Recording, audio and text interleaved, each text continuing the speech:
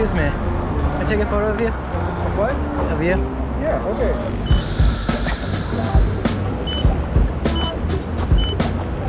Awesome, man. Have a good day. So I just got back from New York City, and I was there for about a month as I took the NYU Summer Photography and Imaging program. We had several projects to do over the course of the month, but by far my favorite one was the final project. I went around the city asking for people's portraits and had them do a funny and serious face. In the end, I narrowed my images down to a set of 10 and displayed them on the wall for the final exhibition. This video is pretty much going over how I shot and went about this project with my sequencing and editing and layout and all of that, so that you can help get a better grasp of my workflow and maybe it'll help influence yours. Also, before I start this video, thank you guys so much for the support on the last video. Hello to all the new people that have subscribed. Okay, back to the video.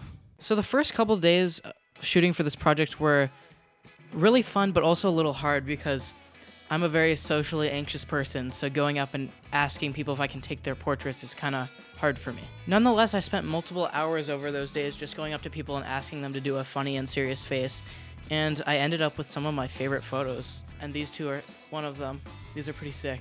And one of these I ended up printing huge for the final installation. So this man that I photographed actually came really easily compared to some of the other people that I did. I had just gotten outside of my dorm building and then turned left and walked about like 20 feet, and then I saw this guy. He seemed pretty stern looking and potentially a really perfect subject for my project, so I went up and asked him if I could take a photo of him, and surprisingly he said yes. This is the image I took first, and something about it really captures my eye. It feels like there's so much emotion behind it. I mean, he's really just like staring into your soul, and it ended up being pretty much my favorite image I took for this project. And it's also a little bit creepy. He would haunt my nightmares. Moving on to the next day, which is actually the last day I took photos, I actually recorded it on my GoPro. Woo! I don't know why I didn't for the other days, but at least I did for that day. So here's some highlights from walking around that day and going up to people and talking to them.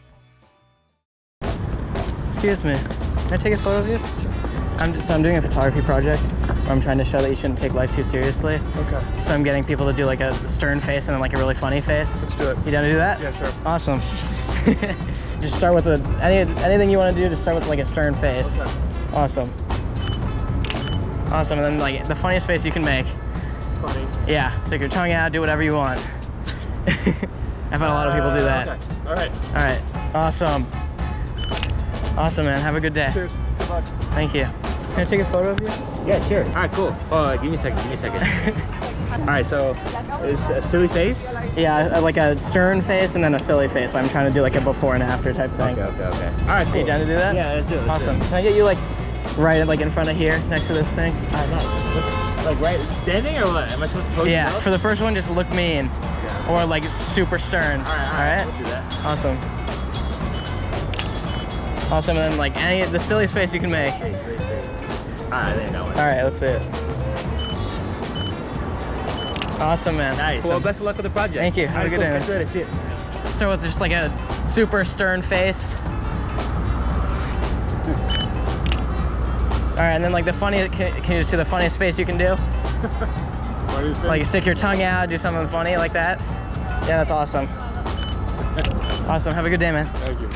At the end of the day, I'd finally gotten all of my images, and as you may have noticed at the start of the video, some of my photos were in black and white, and then some of them were in color. This was fully intentional because I feel like it added to the distinction or contrast between a person when they're being stern in black and white and really serious, and then like becoming like a really joyful person through the color. This really helped accelerate my idea of perception that I ended up going for. I'm gonna talk a little bit more about the meaning behind the project at the end of the video though. All right, a quick editing rundown. For the black and white images, I started with a base preset, so I used one of Peter McKinnon's black and white presets to start them off. Not at all sponsored, obviously. I'm too small of a YouTuber for that. But I just love his stuff, so if you want to check his presets out, I'll link them in the description because why not? After putting that preset on, I just made a little bit of minor adjustments just to really fine-tune the images. Sometimes, you know, bringing up the highlights, just making it really contrasty because I think that's personally pleasing to me, and I also think it definitely adds to my project. And then for the color images, I threw on, for my base preset, one of a presets that I use called American Dream, and it's also the preset I use in my photo book that most of you guys don't know about, but I might have a video on it at some point. But that was the preset that was used for this photo. And like the black and white ones after that, I did a little bit of minor adjustments, a lot of the time warming it up a little bit, because that's just my personal taste, just to add some more oranges to it. And in some cases, let me find it. In cases like this guy, who is also one of my favorite photos, I actually upped the vibrance. I just really wanted to show his character even more through the colors. It really made him pop even more from the background too. After I'd finished up taking photos for this project and editing them, I started to begin figuring out my sequencing. I kind of played around with different layouts, some more messy feeling, others more like a grid pattern, and then I really ended up deciding on the one that I used, which was like a kind of before and after, like top and bottom layout, where I'd have like the black and white on top and then the color on the bottom, and then like a gap between each person so you can really focus in on them. And I feel like that layout really supported the meaning and just made the project a lot better. But it was not easy. It took like 2 days to figure this out. One thing that I would say was super beneficial for this though was making a bunch of little prints. So I have probably about 30 or 40 little prints of just a bunch of people that I took photos of for this project, and using them to really be able to see my full layout and sort through which photos I wanted to use and which I didn't, was super helpful, and I would definitely recommend doing that. And it's also kind of fun because these are like postcard formats, so I have a bunch of people now. It did take up a little bit of paper to print these out, but definitely worth it, so don't even worry about that.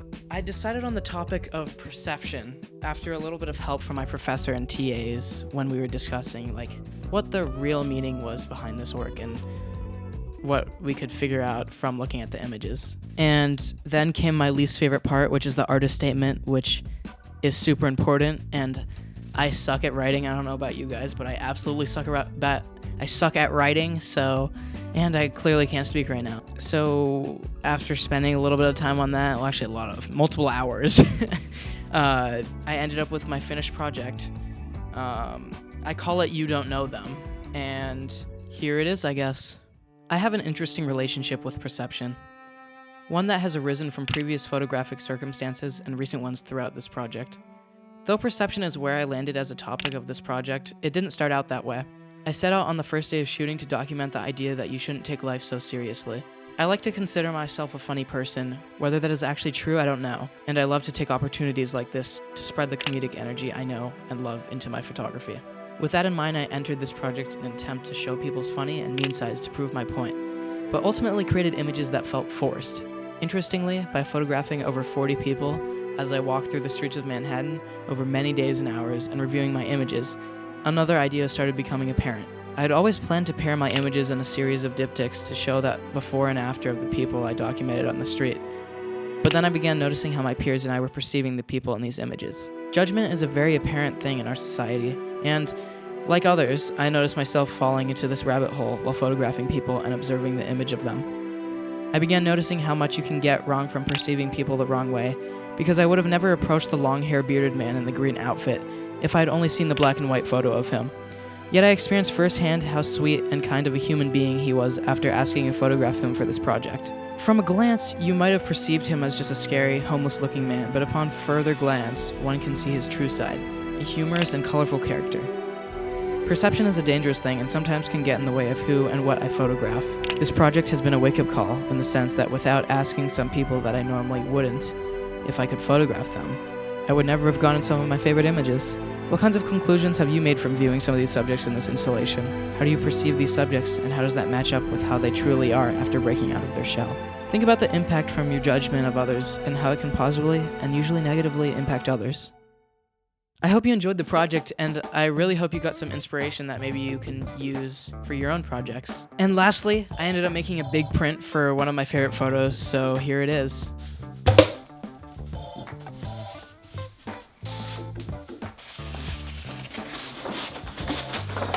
Oh my god, it's actually really scary. Like, seeing it big, I feel like this guy's gonna like murder me. Like, oh my god, those eyes.